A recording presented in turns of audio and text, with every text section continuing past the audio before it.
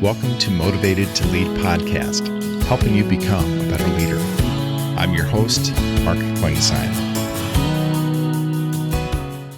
Hi, everyone. Thanks again for joining us for our podcast this week. My name is Mark Klingsheim with SEMA Partners. Each week, we interview leaders and they share lessons learned from their careers. Our goal is to help you become a better leader. This week, we're going to be talking with Rick Boven.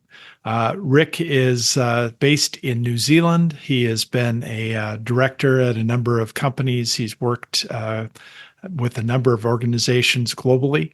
He leads a group called Stakeholder Stategies, and he was one of the founding partners at Boston Consulting Group in New Zealand. He's got some great insights that he's going to share with us, and looking forward to today's conversation with Rick.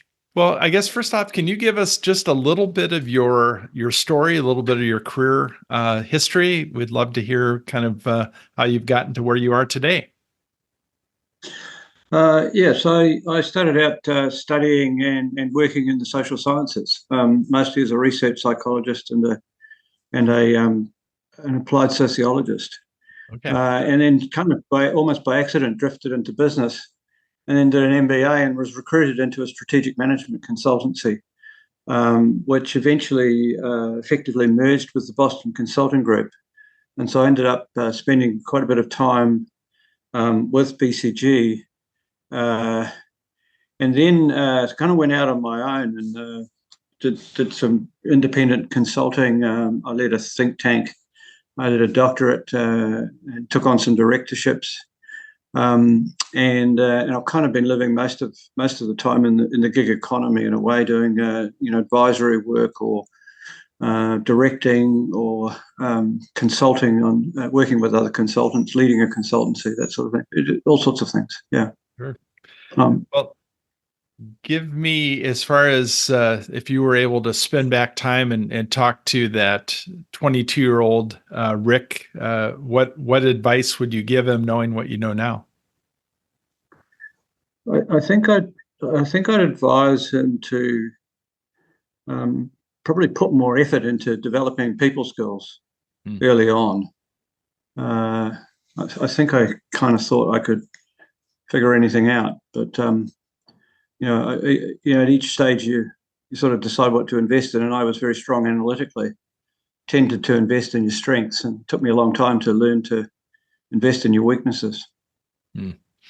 So thinking back to that first leadership position, tell me a little bit about that, and also just what do you wish you would have known earlier? You mentioned the people skills and the ability to lead people, but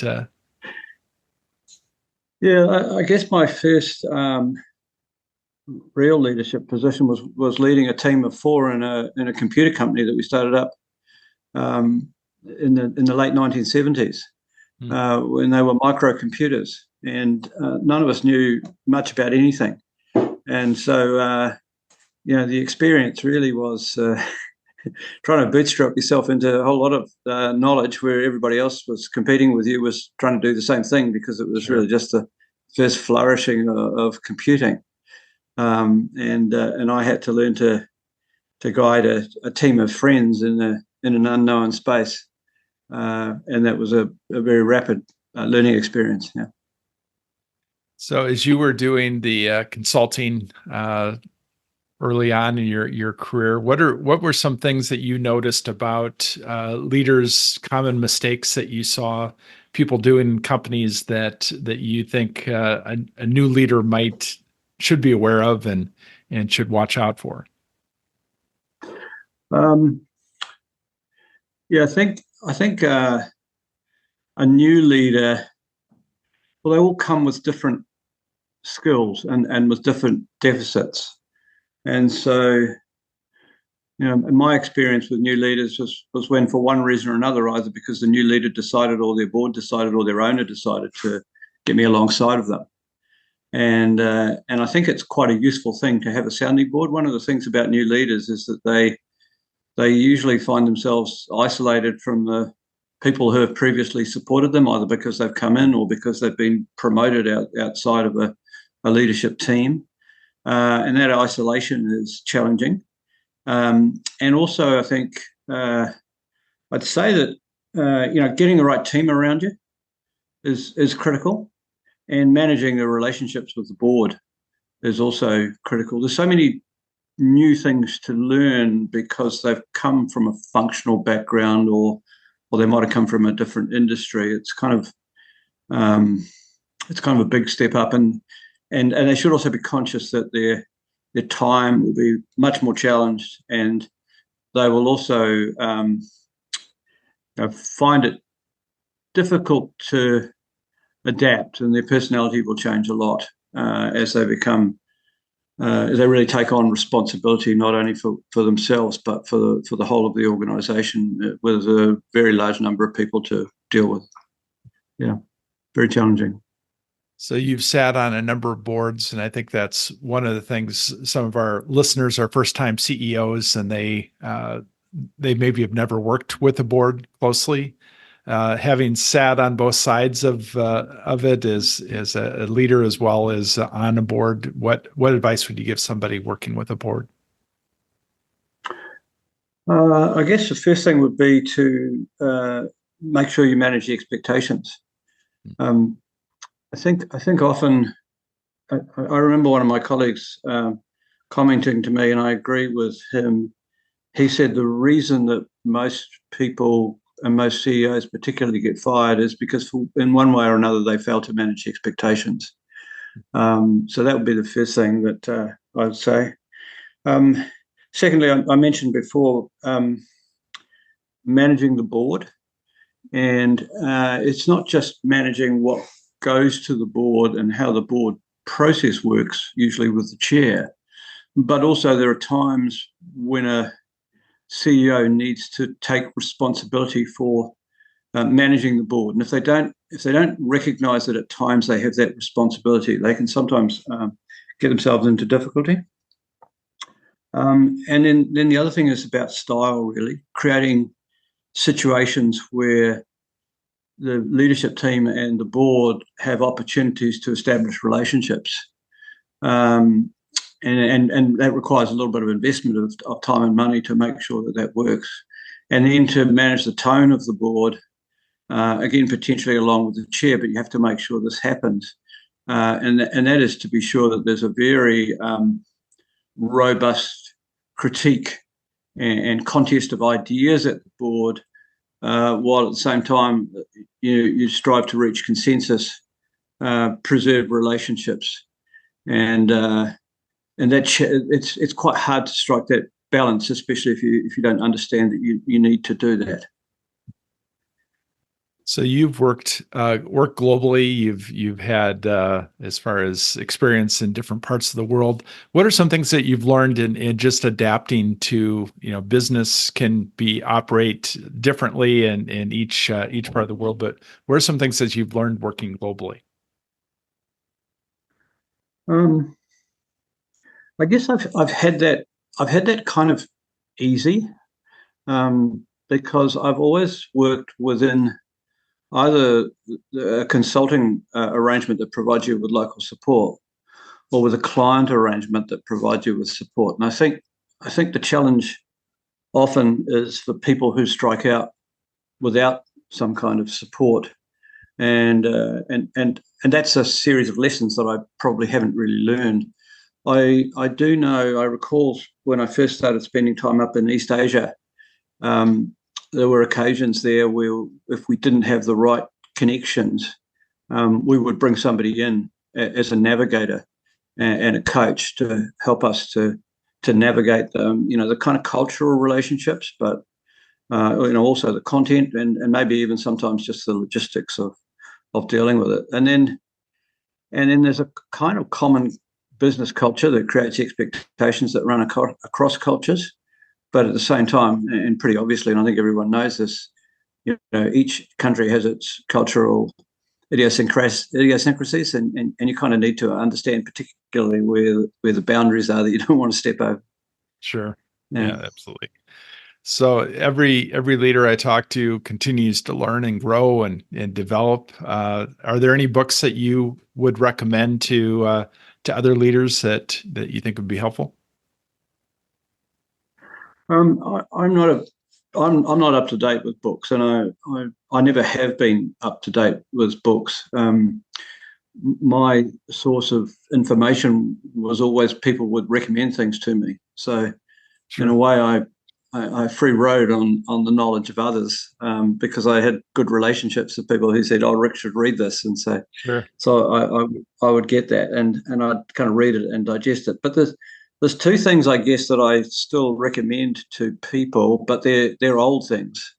One of them is the Trusted Advisor, and it's valuable for professional services firms, which it's targeted towards, but it's also valuable for people who are managing relationships inside a business or wider organizational context. My work spans beyond businesses to government and to NGOs. So they have slightly different requirements. And the other book is, it's really a knowledge thing. It's the Miller-Hyman training for sales. Okay. Which I did along with, I think, all other BCG partners many, many years ago. And there's probably something that's newer than that, but I think it just provided the fundamentals of sales management for large contracts of various kinds, and it's a very sort of disciplined, organised, strategic approach that's easy to access. So they're probably the only two things that I sort of recommend these days. But then I'm not really in the flow of what's the latest strategy Sure. idea. Sometimes clients tell me things. That's quite helpful. Right. So tell me any quotes that come to mind that you like to refer to, or any that you've used over time? Well, not really a quote, but I think there's something that I learned that I use a lot and tell people a lot, which is from anomaly comes insight. And the idea is really that if you see something that looks wrong or doesn't fit, you should peel another layer off that onion and understand why it doesn't fit. And sometimes it'll just be a data mistake or something that's not really valuable. But it's digging into those things that surprise you, which is where you get the greatest insights. And in strategy, which is my core discipline, you're always looking for that insight. You're always trying to find something new, and usually that might come from new data as well. So that's something I think is really a useful idea. And of course, it's the way the scientific method works as well, although I hadn't quite put that together when I worked it out in consulting. Yeah. Well, I love to talk to people that have been had that lens of consulting, and I think some of the best consultants are people that ask great questions. Give us a few of your questions as you talked about peeling back the layer of the onion to get to the kind of the real problem or the real issue. What are some things that you think we should put in our toolbox? I guess in competitive strategy, there's sort of a process that I use. It's not really template driven because everything's customized and all situations are unique, but there's a common set of kind of building blocks that strategy and business is built on. But the first thing is to really understand what success looks like, and be able to clearly articulate and agree that, and then understand, in a competitive situation, who are your competitors, and from that, what are the bases for advantage, and they'll differ by industry.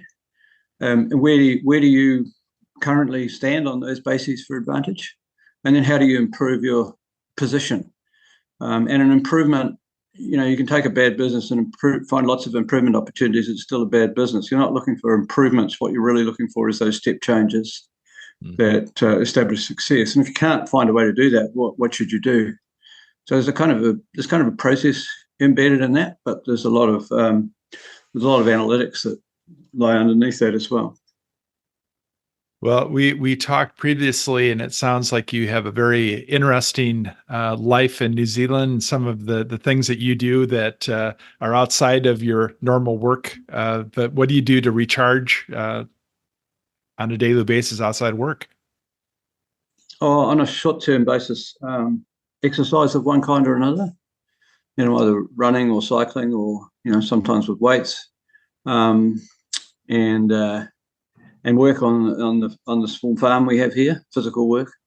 That's always a good way to recharge. I read a bit, not business books, and then travel to see family and friends, and occasionally longer trips internationally. Not so much these days, partly because of the climate effect. Sure. So tell me about your farm again, as far as it sounds like you have an interesting setup as far as just the things that you grow and where you're at. Yeah, we have a small farm. It's not an economic unit, and we lease part of it to the neighbouring farmer for dairy. It's part of a dairy farm, and a large dairy farm, 800 cows. We rent out the farmhouse, and we live in a converted shed, which is very comfortable. And we have a greenhouse where we have subtropical permaculture plants, and we also have an outdoor permaculture food forest, which is temperate, and another sort of developing one that's got a Mediterranean kind of climate. We've got a lot of different microclimates on the place. So we have our own small herd of Red Devon cattle, which we breed, and they are premium meat. They produce milk. We don't milk them, but they're also they're the cows that become the oxen with the big horns that you might have seen, and they pulled carts for a couple of thousand years in England before they were brought out here, and to America. There's some herds in America as well. Okay. Very interesting. Yeah, well, New Zealand is on my list of places to visit. So definitely a beautiful, beautiful country. So what parting advice would you give a new or up and coming leader? I think know your strengths and know your areas for improvement, your opportunities for improvement, and understand those as you can for people who are around you. And then I think keep your eyes on the horizon. Thanks, Rick. I've enjoyed our conversation. I know this will be helpful for those listening, and wish you continued success in all the ventures that you have. Thanks very much, Mark. All right. Have a great day. Thank you for listening to the Motivated to Lead podcast. Please subscribe on iTunes. You can also see a video version of this interview at motivatedtolead.com. This podcast is brought to you by SEMA Partners, helping you find your next great leader.